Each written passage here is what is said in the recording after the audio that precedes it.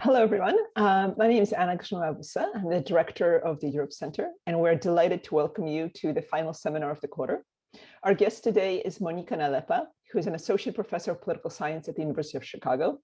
And she's a brilliant scholar of transitional justice, political parties and legislatures, and game theoretic approaches to comparative politics. Her first book was the award-winning Skeletons in the Closet, which examined why and how transitional justice unfolded in post-communist Europe. And her second, which is just completed, is entitled Ritual Sacrifices, Transitional Justice and the Fate of Post-Authoritarian Elites. Today, she'll present more recent work that addresses a fundamental and very pertinent paradox. Why would democratic citizens vote for parties that erode democracy? The paper is entitled A Wolf in Sheep's Clothing, Citizen Uncertainty and Democratic Backsliding. And welcome, Monika. Thank you so much. It's a pleasure to be here virtually. Of course, I wish I could be here in person, but this will have to make do. I'm going to be talking about some work that I've completed with Katerina Chopris from Harvard and George Vanberg from Duke. There we go. So this is a brief overview. This is a cover of The Economist that of the issue that was out when I was presenting this at APSA a couple of years ago, and I'm not sure if you can see well, but it looks like a sheep, but it's actually a wolf, and it's a very good example. It's a very good illustration of the changing direction in regime transitions that we've been witnessing. So it seems that the end of the 20th century in particular was all about transitions from authoritarianism to democracy. But with the recent rise of populists, we've seen more common transitions in the other direction. But those transitions are happening in a very different pattern than transitions through coups or even the overnight revolutions of the end of the 20th century. They're happening gradually through backsliding and while keeping citizens uncertain about the true identity of the incumbents. So that's what we're going to be talking about today. I'm going to show two slides of motivation. The first shows attitudes of citizens towards democracy in Poland.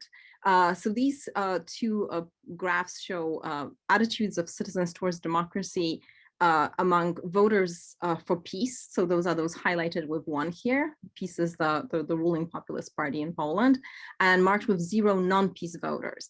And they share and they show the extent to which these voters agree with statements such as, I'm indifferent towards democracy and authoritarianism. Sometimes authoritarianism is needed. Authoritarianism is better than democracy. And strongman rule is better than democracy. And one thing that is striking here is that the difference between peace and non-peace voters in their answers to these questions are really not that great. So what this suggests is that people voting for populist incumbents are not necessarily doing that because of differing attachments to democratic values. Now, if this survey evidence did not convince you, I also have an illustration from elites. So these two panels show Jadwiga Staniszkis, a sociologist on the left, and Ryszard Bugaj, an economist, on the right. And both share some interesting features. So both have dissident backgrounds, meaning that in the 60s and mostly 70s and 80s, they were against the communist regime. And both in the early 2010s were strong supporters of peace. In various capacities, they played advisory roles. So this photograph here, in fact, shows Jadwiga Staniszkis with Jarosław Kaczyński advising him. They did come to be supporters of peace for very different reasons, however. So Staniszkis was a firm believer in a rapid transition to economic liberalism, and she sort of like joined forces with the Gdańsk liberals in the early 90s, but then became dismayed with the way that the Gdańsk liberals, who then united in the Civic Platform Party, started ruling Poland. So she believed that the party was run in too much of an authoritarian fashion, and that it was not democratic enough. So her coming to join forces with Kaczynski was in opposition to PO, in search for a party that would allow for more dissent with the leadership. She was a formal advisor of Kaczynski, but then became a staunch critic of his rule very quickly upon PiS taking over power in 2015, when PiS started packing the courts, and in particular when it initiated the reform of the Constitutional Tribunal, where it basically replaced 3 judges that had been selected in the previous term with their own supporters. So for her, that was the beginning of the end of rule of law in Poland, and she was quite right. So for her, that disenchantment with PiS came relatively early. And Ryszard Bugaj, on the other hand, became a PiS supporter because of the social reforms that PiS offered. So Ryszard Bugaj was from the left side of the anti-communist dissident movement, and he actually felt after the transition that there isn't a party truly representing the left side of politics in Poland. He did not believe, and probably for a good reason, that the successor communists represented that ideological viewpoint, and was very dismayed with how the post-Solidarity parties essentially left Labour out to dry. So what he saw in Kaczynski and what PiS had to offer was providing a social safety net to citizens. And he too joined forces with this time with President Duda, so the PiS nominee, in joining his presidential advisory council. But after 4 months, just 4 months, similarly in response to the court packing activities of PiS, he resigned. So what happens here is the elites seem to have seen the writing on the wall a little bit sooner, right after they saw these actions, mostly associated with reforming the top institutions of the judiciary. But for citizens, this realization came somewhat slower. And for those of you who've been following protests against the draconian anti-abortion law, which was passed earlier this fall, this is a good illustration of how the consequences of incumbents' decisions from much earlier on don't bear fruit until later. Because the anti-abortion law in Poland was actually changed by the Constitutional Court that just struck down one of the most popular provisions of using reproductive rights in Poland. But it was able to do that precisely because of the court packing actions that happened in the in 2015 and 2016. So this is the motivation for what we're going to be telling you today about democratic backsliding. There are some things that we already knew about democratic backsliding from earlier literature. Milan Svolik, for instance, showed that it increases with polarization when voters are willing to trade off ideological proximity for democratic values. So they'd rather go with a less democratic, pro-democratic candidate who is closer to the ideological preferences than with a democratic candidate who is further away from the ideological outlook. We also know from work of Przeworski and Lud that it takes place through stealth, so that it happens through gradual changes. But in our theory, we're going to show that voters do not necessarily have to value ideological gains more than democratic institutions to support an autocrat, or especially a closet autocrat. We're going to show that voters would not knowingly support an autocrat, and that in many instances they face genuine uncertainty about the ultimate intentions of the incumbent. So just a brief overview of the results. I'm going to present in a schematic form a theory of citizens facing uncertainty and how this allows a strategic closet autocrat to hold power by playing the wolf in sheep's clothing. And then I'm going to focus on an analytical narrative from Poland, which expands on this idea of citizen uncertainty in Poland since 2015. And I'm going to also show you some results from a, I think, very interesting survey experiment that we conducted around the 2019 parliamentary elections. Okay, so theory. So the two things that the theoretical model is supposed to capture are, on the one hand, the dynamism, so the fact that there are some initial steps towards the authoritarian power grab that are not explicitly anti-democratic. And the anti-democratic steps sort of happen later. And the second feature is this uncertainty, so that the incumbent's motivations can be unclear ex ante. So I'm going to show a two-period model between a representative citizen, an opposition challenger, and two types of incumbent. And this is where the uncertainty is nested. So there's one type of incumbent who has autocratic intentions, and I'll refer to him as the closet autocrat. And one is purely ideological. He's conservative, but purely ideological, and I'll refer to him as the ideologue. Okay, so this is the key figure of the theory, and it illustrates the policy space. In the horizontal dimension is the institutional reform policy space. In the vertical dimension is the authoritarian policy space. And the key thing here is that in the first period of this game, policy is chosen on this horizontal dimension. So there's an institutional reform such as changing the composition of the courts or changing the role of the courts in the political system. And this reform has the potential to enable a move on the authoritarian dimension. So the way it works is that the choice of policy in the first stage basically carves out how big the policy change can be in the second stage by creating basically this square area here. So if the institutional reform chosen in the first stage is I, then the change on the authoritarian dimension in the second stage can be up to I over here.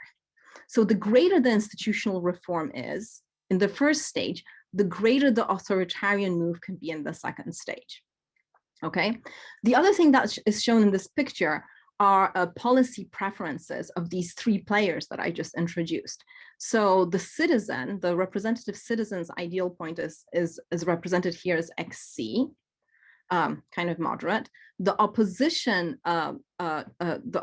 challenger's ideal policy is represented here at 0-0. The opposition challenger is purely democratic with no authoritarian intentions. And then there are two types of incumbent. One is the ideologue, who, as I said, is extremely conservative. His ideal policy is at 1-0. So he's conservative ideologically, but has 0 on the authoritarian dimension, has no authoritarian dimensions. And then there's the closet autocrat, who is extremely conservative, but also has extremely authoritarian dimensions. And this closet autocrat is indistinguishable in the initial phase of the game from this ideological incumbent. Okay. All right. So payoffs, also in words. So what do these players care for? So the citizen cares about policy, but he also cares about opposition to authoritarianism.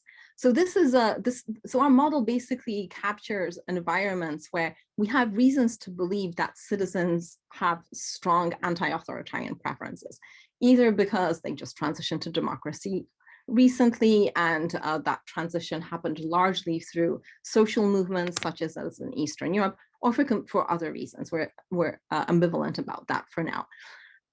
So this represents, so this formula here represents the preferences of the citizen. The intrinsic opposition to authoritarianism is simply represented by this beta parameter. Then there are the preferences of the incumbents. So the ideologue, so the conservative who does not have authoritarian ambitions, and he cares about policy, about office, as all politicians. That's represented by this B parameter here. And he also cares about the platform that she announces. So there's some expressive utility of saying that, of passing an institutional reform in the first stage that is actually consistent with his or her actual preferences. And that's represented here by this theta parameter. And then there's the closet autocrat, who also cares about policy, office, and the platform he announces. But recall that for him, policy also means this authoritarian power grab in the second stage. So that's how he's different from the ideologue.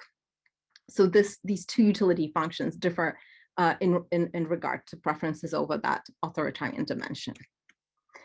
And the sequence of play is pretty simple. So in the first stage, nature chooses the type of incumbent. And this is simply a way of representing that the citizen has no clue about the type of incumbent she is facing.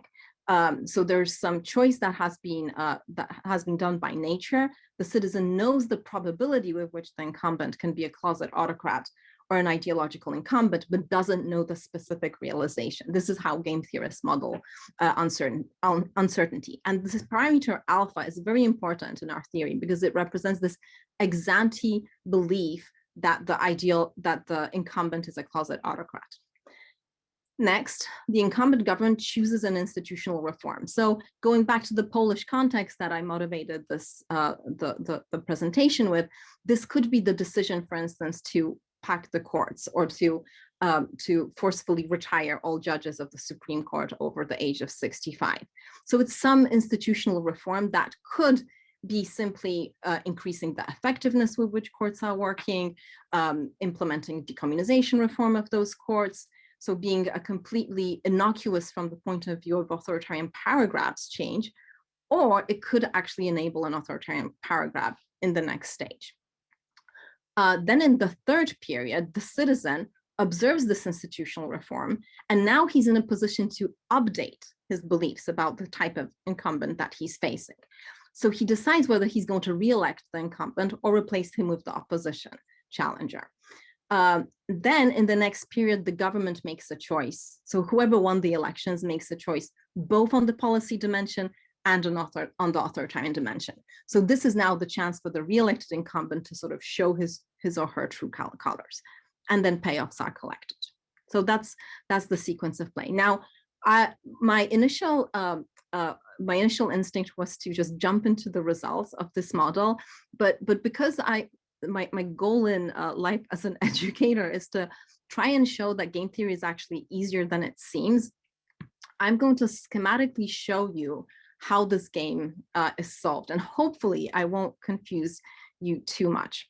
Okay, so this is a game which is a signaling game. A signaling game is a game of incomplete information, which basically means what I've said many times, that the citizen is uncertain as to the type of incumbent he or she is facing.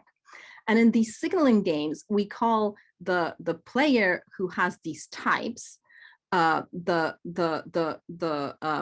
sender of the signal, and the other player the receiver of the signal. These games have two general classes of equilibria. The first is called pooling equilibria, in which both types behave the same way. The other is called separating equilibria, where depending on the type, the players choose different strategies. And in most signaling games, the equilibrium which is of interest is actually the separating equilibrium, because that's the equilibrium that allows the receiver of the signal to learn something, to update their beliefs about what kind of type he or she is facing. But in our case, the equilibrium of interest is actually the pooling equilibrium, because we are interested in trying to explain under which circumstances the citizen is confused about the type of incumbent he or she is facing, and will re-elect an incumbent who's a closet autocrat thinking that they are an ideological incumbent. So the focus here is on the pooling equilibria. So that's what I'm going to make the biggest deal out of, in contrast to other authors of signaling models. Now, in terms of how it's solved basically through this threshold strategies approach. So the incumbent has thresholds. It has the maximum policy on this horizontal institutional reform dimension that he is willing to implement in order to still get reelected. And notice that for the ideological incumbent, this threshold marked as RI is lower than for the closet autocrat, because the ideological incumbent can compensate with the authoritarian dimension what he's losing on the institutional reform dimension. But the closet autocrat, when he chooses an institutional reform, is at the same time restricting how far he can go on the authoritarian power grab dimension. So that's why his threshold is a little bit higher. So the incumbent has thresholds, and then the citizens also has a threshold re-election strategy. which is contingent on updated beliefs about the type of incumbent that they're facing, given this reform that was passed in the first stage. And there's a trade-off the citizen faces between his or her ideological preferences and allowing these authoritarian power grabs later.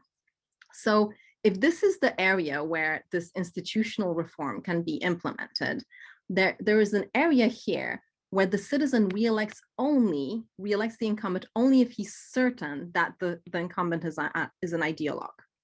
So, and that is because this institutional reform is going pretty far, right? So if he were to elect a closet autocrat, that autocrat would then actually move very far on the authoritarian dimension. So the citizen is only willing to re-elect if he knows that this is an ideologue for sure. However, if the incumbent passes institutional reform over here, very far to the left, his potential area of power grab is so restricted, he can only go up a little bit, that it doesn't actually matter even if the citizen re-elects a closet autocrat.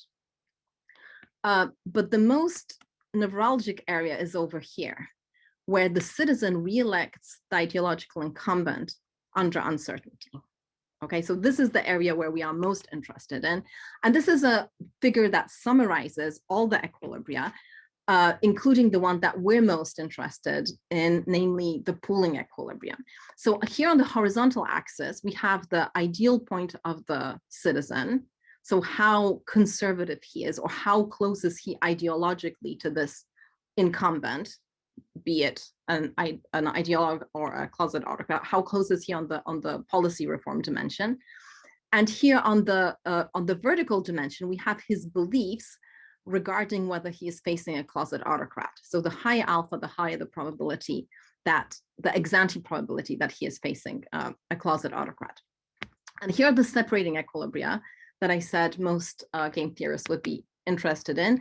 But here are the pooling equilibria, where the incumbents of both types are re-elected because they choose the exact same action. So they're indistinguishable from one another. So when does that equilibrium happen? This is also shown in this graph. Well, it happens when the citizen is sufficiently conservative. So he's sufficiently extreme on this ideological dimension. And it also happens when the belief that he's facing a closet autocrat is fairly low. So there's a trade-off here between how conservative does the citizen have to be and how high that belief that he's facing a closet autocrat has to be as well. Okay, so what are the implications of this theory? Well, the first is that backsliding is possible even when citizens are opposed to authoritarianism. Second, as the preferences of citizens become more, here we say polarized, but I'm actually a big advocate of just calling this conservative, the cost of the closet autocrat to play the wolf of sheep's clothing declines, backsliding becomes more likely. Third, as the citizen cares less deeply about democracy or believes that the threat of backsliding is low, so believes that there is a low chance that he's dealing with a closet autocrat, democratic backsliding becomes more likely. So there's this interaction between how much the voter cares for democracy, beta, and his or her beliefs about the probability that he's facing a closet autocrat that determines the chances of backsliding. So these two things taken together mean that consolidated democratic polities face a potential backsliding challenge precisely because of their established democratic traditions. Okay, so now I'm going to move to the analytic narrative part. So that's Poland since 2015, when the Law and Justice Party came to power, winning both the parliament and the office of the president, although Poland is a parliamentary system. And it started very quickly with reforms of a very complex system of courts. Now, there is one rhetorical reason that the PiS government gave for these reforms of courts. Well, maybe two. One is that the courts were extremely inefficient and were slowing down economic development for that reason, among other things. The other one is that they were staffed with communist era judges. And there's a little bit of truth to the latter point, a little bit, in that the various decommunization efforts in Poland frequently omitted the judiciary. or exempted even the judiciary. And that was also for a good reason, out of concerns for rule of law. Lustration policies were often struck down by courts whenever they tried to interfere with the tenure of judges. So as a result, both the president and Kaczynski himself would insist that that these judicial reforms, among other things, are finishing the decommunization project. So these reforms were quite complex. They first started with the refusal to accept an appointment of 5 justices to the Constitutional Tribunal. Then they changed the composition of the National Council of the Judiciary, which is a body basically approving all judges. Then they imposed this mandatory retirement age of 65 for judges of the Supreme Court. So it's possible that this control of the judiciary was used to open the possibility to erect barriers for political opponents. So these actions were consistent with the actions of a closet autocrat, but they were also, as I illustrated, consistent with the actions of an ideologue. So increasing efficiency and decommunization. So which was it? In addition to the analytic narrative that is most exhaustively presented in a paper, which is on my website,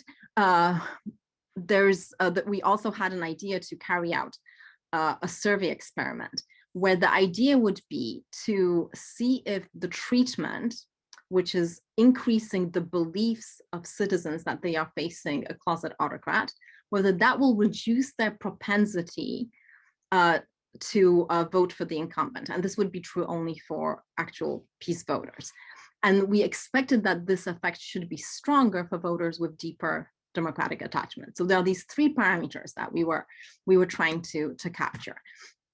So we commissioned a survey with the Center for Public Opinion Research using the proximity of 2 events. First was the parliamentary elections in October 2019, which would give us a good handle on who the supporters of the Peace Party actually are.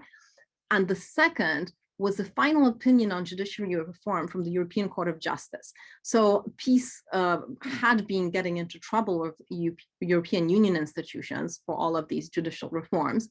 But as I'm sure everybody coming to the European Center talks knows, the EU is not a fast-moving institution. So the EU kind of like dragged its feet in evaluating whether Poland's actions indeed did violate Article 7. And finally, it issued a final opinion, which fell just like right after the parliamentary elections. And we were waiting for this final opinion because what it allowed us to do is to have a source saying that these reforms violated rule of law that was non-partisan, that didn't come, say, from PO or one of the domestic critics of peace, but was sort of unbiased and final. So what were the empirical challenges that we faced? Well, first was identifying voters close to the incumbent. Second, assessing the depth of voters' democratic commitment.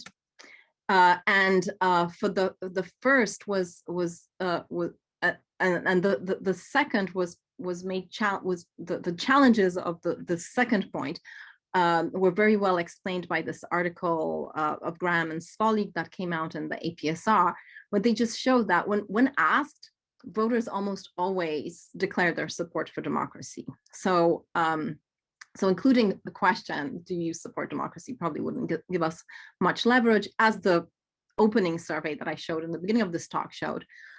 But then we followed this idea from Josh Tucker and Grigory Pop-Elekesh's book, who show that age cohorts vary in their extent of democratic commitments depending on how long they lived under communism. So what we wanted to do is we wanted to use exposure to the communist dictatorship as a proxy for how attached people are to democracy. So the idea here was basically that somebody who was educated and started working under the communist regime would be less attached to democracy than somebody who only started working under who was only educated under communism, but started working under a democratic regime. And that person would have less democratic commitments than somebody who was both educated and started working under a democratic regime. Then we constructed a treatment to manipulate the voters' beliefs about the nature of the incumbent. So to change their beliefs that they're dealing with a closet autocrat as opposed to an ideological incumbent. And for that, what we used was this ECJ final opinion on judicial reform.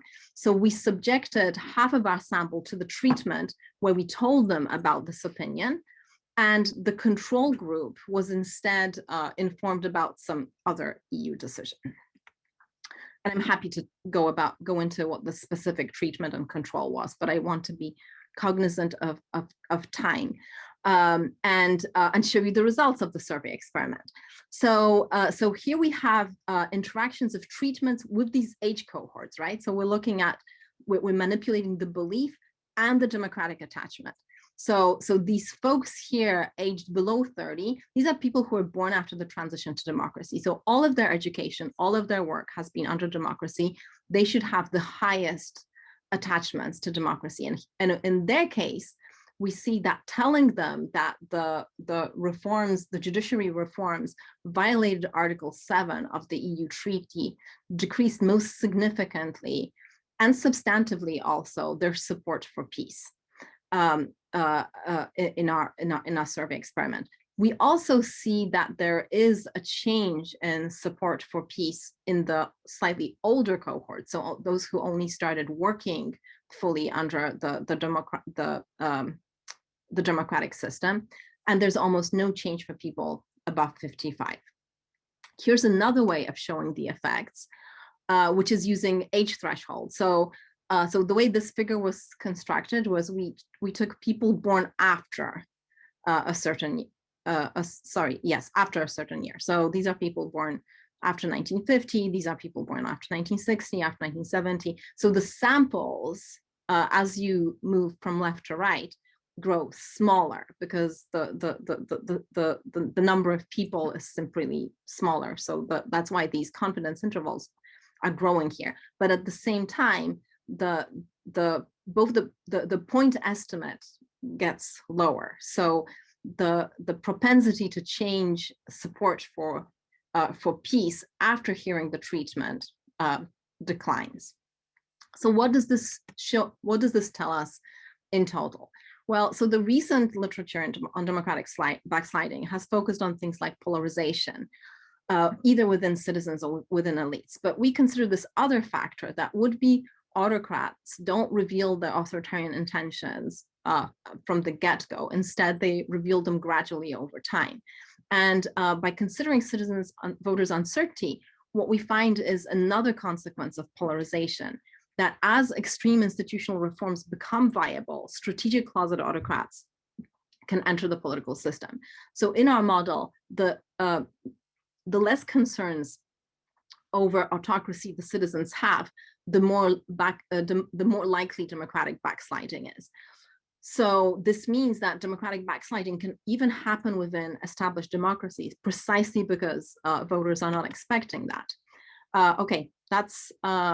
I thought there was one more point here, but unfortunately there wasn't, so I'm going to come to an abrupt end. Thank you very much for your attention, and I'm eager to hear questions. Fantastic. Thank you so much, Monika. If anybody has any questions, please put them in the Q&A box, and we'll go through them as they appear. I'm going to take sort of the privilege, I suppose, or I'm going to abuse the privilege of the chair. And ask my first question, which would be, to what extent is this about voter uncertainty, as opposed to voters being willing to make trade-offs? So you might have committed Democrats who nonetheless care so much about a given policy issue that they're willing to forego democracy in order to achieve it. And I'm thinking here about, abortion in Poland for some very conservative voters. It could be sort of defending one's cultural status, as has been charged with Trump voters. So it's less about uncertainty than it is about trade-offs. Yeah, so that is the way that I understand Milan Svodik's original idea, which he first showed with an experiment in Venezuela, where the ideological, the distance between the policy that was on the books and where voters wanted to be was so great that they were willing to sacrifice these democratic values just to allow their incumbent to stay in office.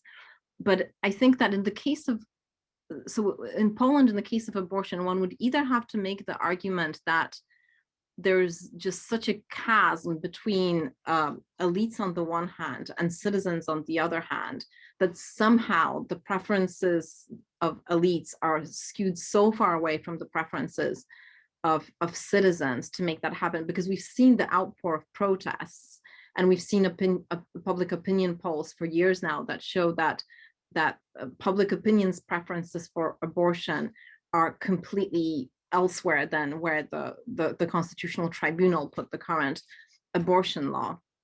So we would basically have to make that assumption. But it's also, but the other thing I was going to say is that it's not that our model doesn't talk about trade-offs, it also talks about trade-offs. So in particular, if I can bring the slide up again, I think I can. So in particular, when analyzing these threshold strategies, that I think that's one that was most visible. Oops. Yeah, right here. Okay, so so here, so in this area where let's start with the green area. So this representative citizen, his ideal point is here, but he is re-electing even the closet autocrat who passes institutional reform here, which is further away from his ideal point, because he is trading off proximity on the policy dimension to avoid an authoritarian power grab in the future. And similarly, on part of the ideological incumbent, this threshold RI, which I have not marked here on the on this policy space, but we know for sure that it's below the ideal point of the ideological incumbent, because his ideal point is at 1, but RI is much lower. So he's willing to pass institutional reform so far away from his ideal point, because it's the only way that he can credibly show the citizen, hey, I'm not a closet autocrat, you can safely re-elect me. So this model is also about trade-offs for sure, both on part of the citizen and on part of the ideological, and on part of the incumbent. But it also at the same time admits uncertainty. I guess we were thinking that just because we can't in a direct way measure democratic attachments of citizens is not a reason to think that citizens don't have democratic attachments, and any backsliding is simply can simply be explained by the drop in those, or so in existing models that talk only about polarization, the inability to measure democratic attachments translates into voters don't have democratic attachments. And we were simply uncomfortable with that. And sorry, this is going to be a long rambling answer, but also I think it's quite visible for people familiar with post-communist Europe that the first 2 backsliding countries, Poland and Hungary, were actually the success stories of democratization. And this is not just from anecdotal evidence, but there's also some work done with the world value surveys by Eric Votan, which shows that both in Poland and Hungary, those democratic attachments are actually highest, and yet in those 2 countries we saw most backsliding. Great. I think Jim Fearon would like to ask a question. Jim, I'm allowing you to talk officially. If you can unmute yourself.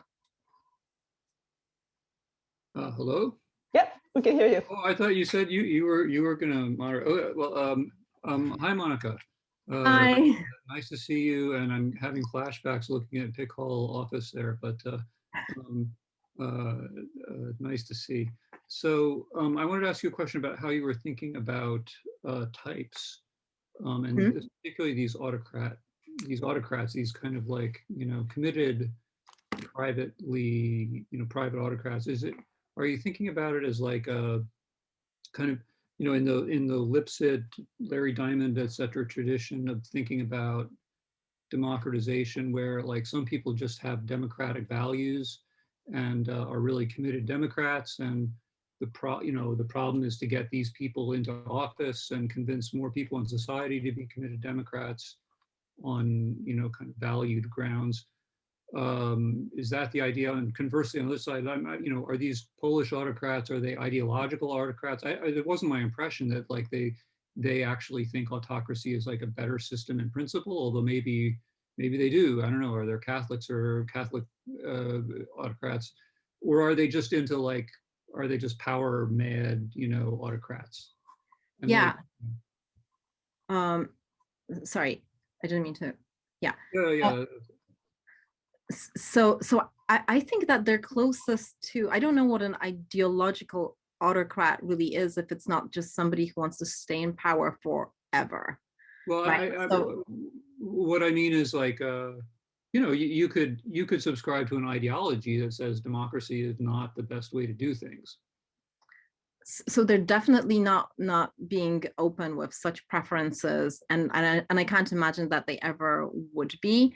But I do think so. I think that their attitude is well summarized by this slightly expletive term, teraz kurwa my, which means like now us, an expletive in the middle.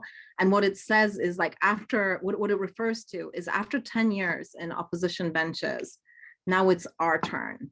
And what it started with is a very systematic replacement of all of civil servants, appointed positions wherever they could, and a sort of like takeover of the state that is going to be very difficult to undo, followed by electoral reforms that make it increasingly hard for the opposition to win. So the way that I understand authoritarian preferences and these authoritarian power grabs are actions that make it almost impossible, if not impossible, for an opposition challenger to win elections in the future.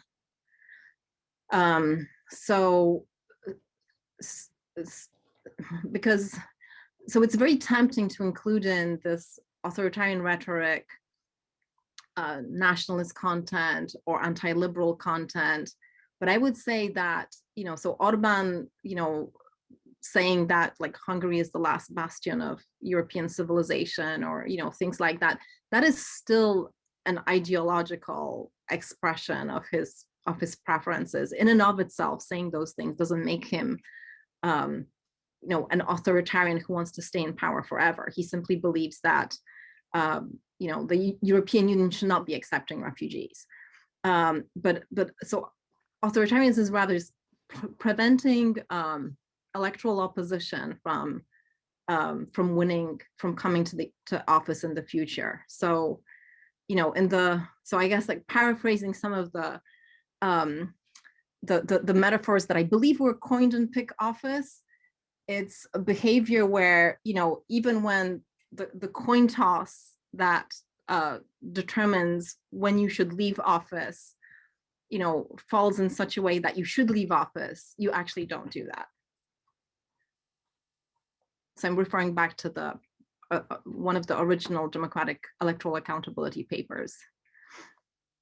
So I think there's quite a bit of conversation in the background here about uncertainty about type. And Christelle has a question about, are there many examples of ideologues who introduce reforms that open the door to democratic backsliding, but then don't actually take advantage of them, right? In other words, are we really so uncertain about the types once someone has been in office? So no, I mean the very reason that these the pooling equilibrium happens is because the behavior of, in the first stage, the behavior of the ideologues of these institutional reforms are consistent with both, right? And the courts in Poland were very inefficient. I mean, it's it's hard to believe that the economic success lasted as long as it did, because I don't know how property rights were being enforced with cases that were dragging out for 4 or 5 years. Bankruptcy courts were extremely slow. So there were reasons to implement institutional reforms and actually restructure the whole court system, while firing a lot of people who benefited from the existing system. But it's also the case that it gave peace the ability to staff the court, and especially the National Council of the Judiciary, with its own supporters. So I think it often happens that we're sort of not certain. Yeah, along the same lines, I mean, would it not be the case that any extreme ideologue would also be an authoritarian, right? To be a democrat is to live by a certain set of rules. To be an ideologue is to want to achieve a certain set of outcomes. So any extreme ideologue would ignore the rules in order to achieve the outcome. I mean, you have, communist, fascist, various other types who are extremist ideologically, and that makes them anti-democratic. So, in our model, that's not the case. In our model, let me just. I understand what you're saying, but let me just show why that is impossible from the point of view of our model, because of this policy space. So we actually, sorry, now go all the way up. Okay, so in this policy space, we actually think that there is somebody living here in 1-0, and 1-0 is I'm extreme on the ideological dimension, but 0 on the authoritarian dimension. So what this means is I might have extreme ideological preferences, but if I'm voted out of power, I will wait my turn. I will leave office and wait until I come back 4 years from now or 8 years from now. But I'm not going to insist that I did not lose the elections and and hold on to power no matter what. So I don't know. Maybe this is a theoretical abstraction that should not be there. But and also this goes without saying, when I was using the term extreme, I was using the term conservative, but I should have really been using the term extreme, because there's of course nothing special about the opposition challenger being on the left and the ideological incumbent being on the right. Everything here could be flipped and the model would still hold. But we designed it this way so it would better approximate the situation in Poland, basically, where the left-right is more of a cultural dimension than an economic dimension. But yeah. You can also imagine there being a 0-1, right? I mean, politicians who are straightforward authoritarians who nonetheless win office. People like Duterte in the Philippines, or exactly, who openly argue that that's exactly what they're about, and yet get elected and then re-elected. Exactly. Yeah. So you could have a model where there would be an opposition challenger here, and there would be two types of ideological incumbents on the left. And I guess you'd have to imagine like what it would mean for the institutional reform dimension to be expanding this way. But basically, so the way that we thought about it is, is if you sort of like start from a status quo of 0-0, and then your institutional reforms sort of expand, from that point. So that's why you're always expanding from here, sort of like northeast. Yeah. Okay. As opposed to Adam Schabowski's famous Northwest passage. Let's see if there are other questions. From Christoph, I think. So do I read the questions or do? No. Oh, there's one from Richard Schuster. Can you explain the difference between oligarchs and autocratic countries, such as Russia, to say how lobby groups operate to support special interests of large corporations?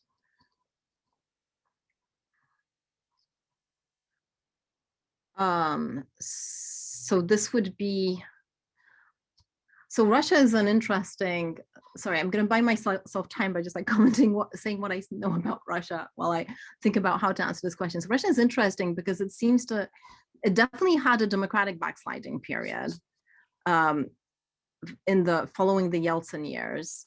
But now it seems to be in this other phase of authoritarian personalization, where Putin is basically like moving the regime from some sort of competitive authoritarianism to a more personalistic and centralized state.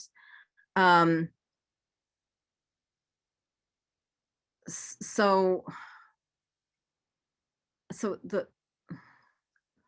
I suppose one way of rethinking this question is to sort of ask, you're talking here about people choosing between politicians.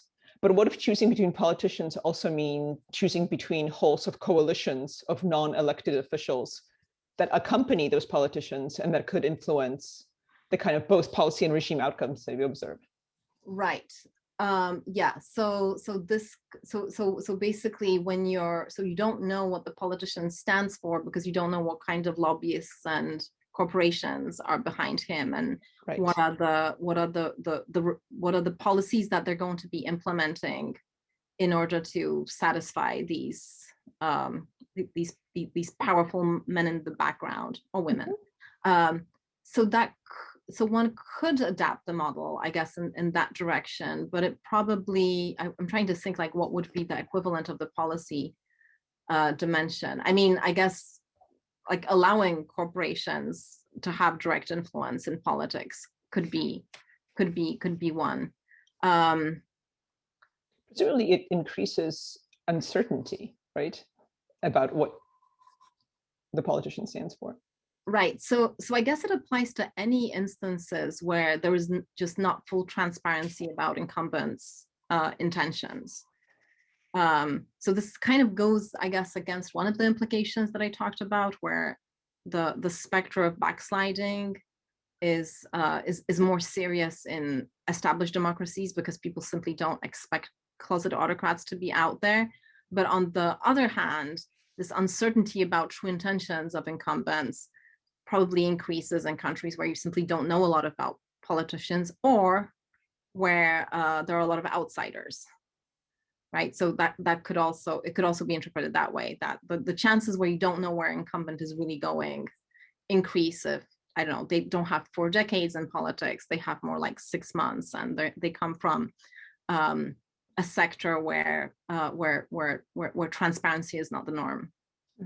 And this is, this is a bit of outside of your model, but there's also the possibility of a different interpretation of the incumbent's actions, right? So if you look at Trump's actions between 2016 and 2020, they're seen as widely anti-democratic and anti-liberal democratic by a lot of people, but for his supporters, they're making America great again, and they're entirely in keeping with the rules of democracy, right? Same behavior, very different interpretations, very different implications for both voting and for democratic backsliding.